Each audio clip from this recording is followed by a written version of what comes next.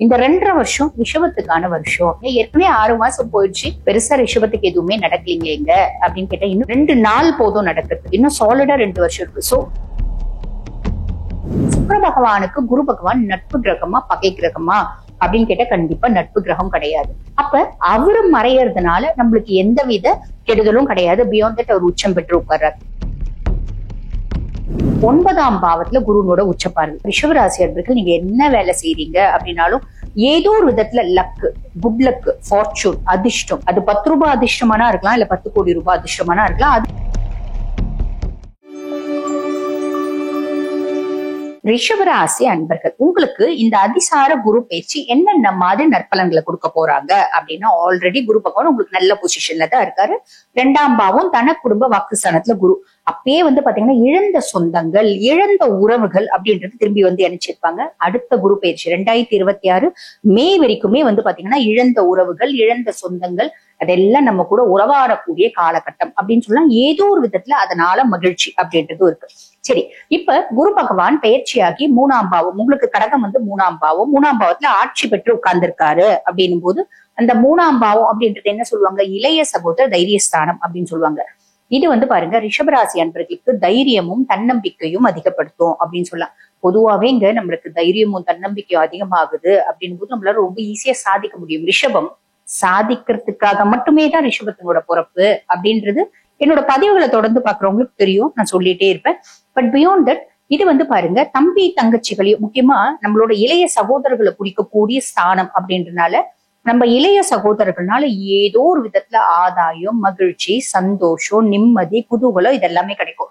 இப்ப நிறைய பேருக்கு ஒரு சந்தேகம் வரும், என்னம்மா அது 3ஆம் பாவத்துல போயிருக்காங்க, பொதுவா 3, 6, 12 அப்படி எல்லாம் இருக்கக்கூடாது, 8, 12 எல்லாம் இருக்கக்கூடாதுன்னு சொல்லுவாங்களே, 3, 6, 12 மறைவு ஸ்தானம்னு சொல்லுவாங்களேம்மா அப்படின்னு சில பேர் கேட்கறது உண்டு.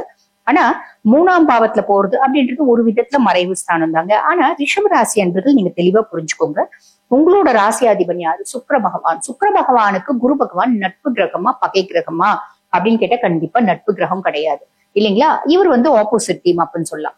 அப்ப அவரு மறையறதுனால நம்மளுக்கு எந்தவித கெடுதலும் கிடையாது. பியாண்ட் தட் அவர் உச்சம் பெற்று உட்கார்றாரு. அதுக்கும் மேல அவரோட உச்ச பார்வை அப்படின்றது சாலிடா எக்ஸ்ட்ராடினரி பெனிஃபிட்ஸ் குரு பகவான் நம்மளுக்கு கொடுக்க போறாரு அப்படின்றத ஞாபகம் வச்சுக்கோங்க. ரிஷபராசி அன்பர்களுக்கு இந்த 2.5 வருஷம் ரிஷபத்துக்கான வருஷம்.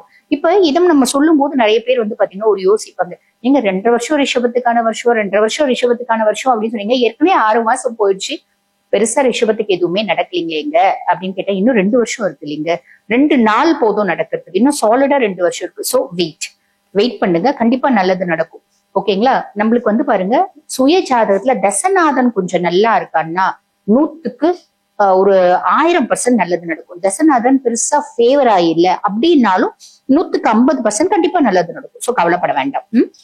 சரி, இப்ப ரிஷபம் உங்களுக்கு குரு பகவான் பாருங்க லார்ட் ஆஃப் 8 and 11, அதாவது அஷ்டமாதிபதியும் அவன் தான், லாபாதிபதியும் அவன் தான். அவன் இப்ப பாத்தீங்கன்னா 3ஆம் பாவத்துல உட்கார்ந்துட்டு இருக்கான். அதனால என்னென்ன ஒரு நற்பலன்கள் அப்படின்றது சொல்லிட்டேன். இப்ப அவனோட உச்ச பார்வை முதல்ல கலத்திரஸ்தானத்துல விழுது, அதாவது 7ஆம் பாவம். 7ஆம் பாவம் அப்படின்றது கலத்திரஸ்தானம். இந்த கலத்திரஸ்தானம் அப்படிங்கிறது பாருங்க, நீங்க பெண்களா இருந்தீங்கன்னா உங்களுக்கும் உங்க கணவருக்குமான உறவு முறையை குறிக்கக்கூடிய ஸ்தானம். நீங்க ஆண்களா இருக்கீங்கன்னா உங்களுக்கும் உங்க மனைவிக்குமான உறவு முறையை குறிக்கக்கூடிய ஸ்தானம். இப்ப 7ஆம் பாவத்துல குருனோட உச்சப்பார்வை அப்படின்னா என்ன அர்த்தம், நிறைய ரிஷபராசி அன்பர்களுக்கு திருமண வரம் கூடி வரும். நீங்க நினைச்சா மாதிரி நினைச்சதை விட ரொம்ப நல்ல பிள்ளையா, ரொம்ப நல்ல ஆண் வரனா வரத்துக்கு வாய்ப்பு உண்டு. ஃபர்ஸ்ட் விஷயம். 2வது விஷயம், கணவன் மனைவிக்குள்ள ஒற்றுமை அப்படின்றது மேலோங்கும். நானும் எங்க கணவரும் பாத்தீங்கன்னா எலியும் பூனையும் மாதிரிங்க, இப்ப நாங்க 2 பேரும் லவ் பேர்ட்ஸா மாறிடுவோமா அப்படின்னு கேட்டீங்கன்னா தயவு செஞ்சு பெரிய லெவல்ல எக்ஸ்பெக்ட் பண்ணாதீங்க. நம்ம சுய ஜாதகமும் அதுக்கு ஒரு பேஸ். இப்ப ஓரளவுக்கு நானும் எங்க கணவரும் பாத்தீங்கன்னா அவரை பார்த்தாலே எனக்கு பிடிக்காதுங்க, என்ன பார்த்தாலே அவருக்கு பிடிக்காது அப்படின்ற நிறைய பாத்தீங்கன்னா பேர்ஸ் எல்லாம் இருக்கதான் செய்யறாங்க. உதாரணத்துக்கு இப்ப நீங்க ரிஷபம் அப்படின்னா ரிஷபத்துக்கும் துலாமும் கல்யாணம் பண்ணிக்கிறாங்க அப்படின்னா அந்த ஹஸ்பண்ட்க்கு இவங்களை பார்த்தாலே பிடிக்காது. பாவம், இவங்களை பார்த்தாலே அதே அப்படியே வன்மத்தை கக்குவாங்க, நெருப்பு கோழி மாதிரி நெருப்பை கக்குவாங்க அப்படின்லாம் சொல்லலாம். அந்த அளவுக்கு எரிஞ்சு விழுவாங்க, எல்லார்கிட்டையும் இனிமையா பழகுவாங்க. இப்ப துளாராசி ஹஸ்பண்டா இருந்தா ரிஷபராசி பெண்கள், ரிஷபராசி ஹஸ்பண்டா இருந்தா துளாராசி பெண்கள். அப்ப அந்த ரிஷபம் பாவம், எந்த விதத்துல ஆணா இருந்தாலும் பொண்ணா இருந்தாலும் அந்த ரிஷபத்தை பாத்தீங்கன்னா அப்படி வறுத்து எடுப்பாங்க. துளாராசியானங்களா இருந்தா. அப்ப அதுக்காக துளாராசி கெட்ட ராசி, ரிஷபராசி நல்ல ராசி அந்த ஆஸ்பெக்ட்ல இல்லைங்க. இவங்க 2 பேருமே இண்டிவிஜுவலா நல்லவங்க தான். ஆனா ஒருத்தவங்களுக்கு ஒருத்தவங்க மேட்ச் ஆகும் போது அந்த காம்பினேஷன் வந்து பாத்தீங்கன்னா ரொம்ப மட்டமா இருக்கும், பெரிய லெவல்ல ஒத்து வர்றது இல்ல. மெஜாரிட்டி ஆஃப் கேசஸ், சில எக்ஸெப்ஷன்ஸ் இருக்கதான் செய்யுது, 1-2 வந்து பாத்தீங்கன்னா இருக்கதான் செய்து நல்லா வாழறவங்க. ஆனா சிலது கணக்கு கிடையாது. பெரும்பாலும் என்ன வந்து நம்மளுக்கு ரிசல்ட் வருதோ அதுதான் நம்ம இங்க பேசப்படுற விஷயமா இருக்கும். அப்ப பேசிக்கா வந்து பாருங்க, இப்ப உங்க ஹஸ்பண்ட்க்கும் உங்களுக்கும் உதாரணத்துக்கு நான் இப்ப சொன்ன மாதிரி ரிஷபமும் துலாமும் இருக்கீங்க அப்படின்னா நீங்களும் அவங்களும் கடைசி வரைக்கும் அப்படிதான் இருப்பீங்க. அப்ப இந்த 7ஆம் பாவத்துல குருவனோட பார்வை என்ன பண்ணும், ஓரளவுக்கு அவர் பாட்டுன்னு அவர் வேலையை செய்வார், நீங்க பாட்டுன்னு உங்க வேலையை செய்வீங்க. இல்ல அவர் உங்களை விட்டு பிரிக்கப்படுவார் அப்படின்னு சொல்லலாம். அவர் உங்களை விட்டு ஏதோ ஒரு வேலை நிமித்தமா தனியா போயிடலாம், இல்ல ஏதோ ஒரு சூழ்நிலையினால பிரிஞ்சிருக்கலாம், இல்ல வீட்லயே இருக்கலாம், உங்களை விட்டு தனியா இருக்கக்கூடிய சூழ்நிலை. இல்ல நீங்க பாட்டுன்னு உங்க வேலையை பாருங்க, என்னத்த அவளை பேசி என்ன பிரயோஜனம், அவ பாட்டுன்னு கம்முனேதான் இருக்கா, எதுக்கும் ரியாக்ட் பண்ணவே மாட்டேன்றா. நம்மளும் எவ்வளவு நாளைக்கு தான் ரியாக்ட் பண்ணுவோம், ஒரு ஸ்டேஜுக்கு மேல நீ பாட்டுன்னு கத்தின் கடை, நான் பாட்டுன்னு வேலையை பாக்குறேன் அப்படின்ற மாதிரி தானே இருப்போம். சோ அவங்க வந்து பேசுறது அப்படின்றது சாலிடா 100% கம்மியாவுங்க. ரொம்ப பாசமா இருப்பாங்களா அப்படி எக்ஸ்பெக்ட் பண்ண வேண்டாம், பிரச்சனை இல்லாம இருந்தாலே போதும் இல்லைங்களா. இது முதல் விஷயம் கணவன் மனைவிக்கு இடையே. இதே வந்து பாருங்க, ஒரு ரிஷபராசி பெண்ணாவோ ஆணாவோ இருக்கீங்கன்னா உங்க வாழ்க்கையில ஒரு பார்ட்னர் வருவாங்க, ஒரு காதல் வரும், இல்ல ரிலேஷன்ஷிப் வரும். ஆல்ரெடி ரிலேஷன்ஷிப்ல இருக்கவங்க, எனக்கும் எங்க பார்ட்னருக்கும் குடும்ப அடி சண்டை, அதுல ஒரு வந்து பாத்தீங்கன்னா ஒரு இணக்கம், நல்லிணக்கம் அப்படின்றது வரலாம். புதுசா ரிலேஷன்ஷிப் வரலாம். புதுசா வந்து பாருங்க பிரேக்கப் ஆயிடுச்சுங்க ரிலேஷன்ஷிப், அவங்களே திரும்பி வந்து பழகலாம். இல்ல அவங்கள விட இன்னும் நல்ல பார்ட்னர் லைஃப்ல வரலாம். இதெல்லாம் நடக்குங்க. அதுக்கும் மேல இது வந்து பாத்தீங்கன்னா பார்ட்னர்ஷிப் கன்சர்ன் நம்ம நடத்துறோம் அப்படின்னா நம்மளோட பிசினஸ் பார்ட்னரையும் குறிக்கக்கூடிய பாவம். அப்ப எனக்கும் என் பிசினஸ் பார்ட்னருக்கும் பெருசா ஒத்து வரல. ஆனா இந்த காலகட்டம் என் பிசினஸ் பார்ட்னரும் நானும் ஓரளவுக்கு ஸ்மூத்தா இருக்கும். நான் எப்பயுமே வந்து பாத்தீங்கன்னா ஒரு ஈல்டிங் பர்சனாலிட்டி தான், ரொம்ப கூல் தான். ரிஷபம்னாலே ஈல்டிங் தான், கூல் தான், யாரு கூடயும் பகச்சிக்க மாட்டாங்க, தென்றல் மாதிரி அப்படின்னு சொல்லலாம். ஆனா அவங்களுக்கும் வந்து பாத்தீங்கன்னா பகைகள் அப்படின்றது ஜாஸ்தி உண்டு. அவங்கள பார்த்து, அவங்களோட லுக்க பார்த்து பகைய அகலிக்கிறவங்களே தான். அதாவது அவங்களோட லுக்க பார்த்தே எனக்கு பிடிக்காம போகுது, அதனால நான் அவங்களை பகையாலேயே மாத்திக்கிறேன், அந்த மாதிரி ஒரு சூழ்நிலை தான். பியாண்ட் தட் பார்ட்னர்ஸ் இருக்காங்க அப்படின்னா அந்த பார்ட்னர்ஸ் வந்து பாருங்க இந்த காலகட்டம் அவங்க உங்களுக்கு வந்து சப்போர்ட்டிவா இருப்பாங்க, ஏதோ ஒரு விதத்துல டிஸ்டர்ப் பண்ணாம இருப்பாங்க. அதனால உங்க தொழில் வந்து பாத்தீங்கன்னா நல்லா வரும். இது 7ஆம் பாவத்துல குருனோட உச்ச பார்வையினோட பலன். 9ஆம் பாவத்துல குருனோட உச்ச பார்வை. 9ஆம் பாவம்ன்றது என்ன, பாக்கியஸ்தானம், அதிர்ஷ்டஸ்தானம். ரிஷபராசி அன்பர்கள் நீங்க என்ன வேலை செய்றீங்க அப்படின்னாலும் ஏதோ ஒரு விதத்துல லக்கு, குட் லக், ஃபார்ச்சூன், அதிர்ஷ்டம், மேன்மை, முன்னேற்றம் அப்படின்றது வருங்க.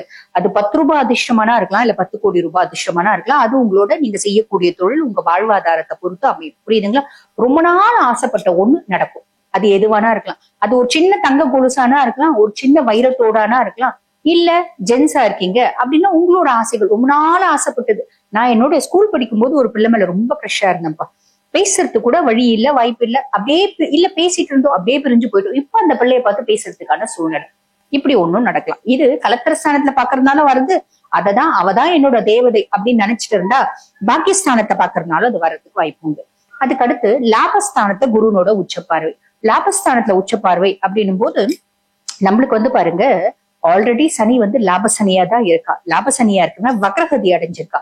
வக்ரகதி நவம்பர் 27 வரைக்கும் வக்ரகதி அடைஞ்சிருப்பான். அதுக்கப்புறம் வக்ர நிவர்த்தி அடைவான். நிவர்த்தி அடைஞ்சு எல்லா விதத்திலயும் செய்யக்கூடிய தொழில லாபம், முன்னேற்றம் அப்படின்றத கொடுக்கதான் போறான். பியாண்ட் தட் குருனோட உச்சப்பார்வை. நீங்க என்ன வேலைனாலும் செய்யுங்க, உப்பு வியாபாரம் பண்ணுங்க, ஊறுகாய் வியாபாரம் பண்ணுங்க, இல்ல கோலமா வியாபாரம் பண்ணுங்க, சின்ன வேலையில இருந்து ஒரு பெரிய இண்டஸ்ட்ரியலிஸ்டா இருந்தாலும், பெரிய ஜுவல்லரி ஓனரா இருந்தாலும் லாபம் அப்படின்றது கெட்டிங்க. ஏன்னா குரு கொடுக்கறது அப்படின்றது பெருசா வந்து பாத்தீங்கன்னா கொடுக்காம போக மாட்டாரு, சாலிடா கொடுத்துருவாரு. அதே மாதிரி பாருங்க, இந்த குருனோட 9ஆம் பார்வை, உச்ச பார்வை வந்து பாத்தீங்கன்னா நமக்கு சனி மேல பதியுது. அப்ப சனியினோட வக்ர பார்வை அப்படின்றது, சனியினோட வக்ர பார்வை கன்னி மேல வரும், அது ஆல்மோஸ்ட் நல்லிஃபை ஆயிடும் அப்படின்னு சொல்லலாம். அப்ப சனி வந்து பாருங்க நமக்கு நிறைய நல்லது செய்யக்கூடிய பொசிஷன்ல இருக்கிறாரு அப்படின்னாலும், லாபஸ்தானம் 11ஆம் பாவம், செய்யக்கூடிய தொழில லாபம், அதுக்கும் மேல நம்மளோட மூத்த சகோதரிகளை குறிக்கக்கூடிய பாவம். அவங்களுக்கும் நம்மளுக்கும் சில பல கருத்து வேறுபாடுகள் வரத்துக்கு வாய்ப்பு உண்டு. குருனோட பார்வை அதையும் நல்லிஃபை பண்ணிடும். ஆக ரிஷபராசி அன்பர்களுக்கு இந்த அதிசார குரு பயிற்சி என்ன மாதிரி பலன்களை கொடுக்கும் அப்படின்னா, நம்ம ஒரு சில காலகட்டம் இருக்குங்க, அந்த காலகட்டத்துல கரெக்டா பிளான் பண்ணி முக்கியமான விஷயங்களை செய்யறோம் அப்படின்னும் போது அது சட்டன் கிளிக் ஆயிடும். காற்று உள்ள போதே தூற்றிக் கொள்ளுங்கள் அப்படி வாங்கிட்டீங்களா, அந்த கதை தான் இந்த கதை அப்படின்னு சொல்லலாம். கரெக்டா பிளான் பண்ணி நீங்க நிறைய விஷயங்களை செய்யறீங்க அப்படின்னும் போது இந்த அதிசார குரு பயிற்சி உங்களுக்கு நல்லது மட்டும்தான் செய்யும். இந்த காலகட்டம் நல்லது நடக்கும், நல்லது மட்டுமே நடக்கும். வாழ்த்துக்கள். இப்ப நான் சொன்ன இந்த அதிசார குரு பயிற்சி பலன்கள் வந்து பாத்தீங்கன்னா உங்க ஒவ்வொரு ராசிக்குமான கோச்சார பலன். இப்ப இந்த பதிவை பார்த்துட்டு இருக்க நீங்க இல்லைங்க எங்களோட சுய ஜாதகத்துல இந்த அதிசார குரு பயிற்சி என்னென்ன மாதிரி பலன்களை கொடுக்க போகுது அப்படின்னு தெரிஞ்சுக்கணும் அப்படின்னு விருப்பப்பட்டாலும், எங்க ஜாதகத்தை இது வரைக்கும் நாங்க முழுசும் ப்ரெடிக்ட் பண்ணதே இல்லைங்க, அனலைஸ் பண்ணதே இல்லை, நான் அனலைஸ் பண்ணணும்னு ஆசைப்படுறேன் அப்படின்னு விருப்பப்பட்டாலும், இந்த காலகட்டத்துல பல முக்கியமான விஷயங்களை முடிவெடுக்கும் தருணத்துல இருக்க. அப்ப நாங்க எங்களோட சுய ஜாதகத்துல இப்ப நான் வேலை மாத்தணும்னு நினைக்கிறேன், வேலை மாத்தலாமா வேண்டாமா, திருமணம் பண்ணணும்னு நினைக்கிறேன், பண்ணலாமா வேண்டாமா, நான் வீடு கட்டணும்னு நினைக்கிறேன், வீடு கட்டலாமா வேண்டாமா, இப்படி கடன் வாங்கலாம்னு நினைக்கிறேன், கடன் வாங்கலாமா வேண்டாமா, ஒரு ட்ரேடிங்ல இன்வெஸ்ட் பண்ணணும்னு நினைக்கிறேன், இப்படி பல முக்கியமான விஷயங்களை முடிவெடுக்கும் தருணத்துல இருக்கேன், செய்யலாமா வேணாமான்ற ஒரு குழப்பத்துல இருக்கேன் அப்படின்னாலும் உங்க சுய ஜாதகத்தை பார்க்கணும் அப்படின்னா நான் பேசிட்டு இருக்கும் போதே எங்களோட வாட்ஸ்அப் நம்பர் டிஸ்பிளேல கொடுத்துருக்க மாட்டாங்க, டிஸ்கிரிப்ஷன்ல கொடுத்துருப்பாங்க. போய் டிஸ்கிரிப்ஷன்ல பாருங்க, நம்பர் கொடுத்துருப்பாங்க. அந்த நம்பர் கால் பண்ணி அப்பாயின்மெண்ட் ஃபிக்ஸ் பண்ணி என்கிட்ட பேசிக்கலாம். தேங்க்யூ.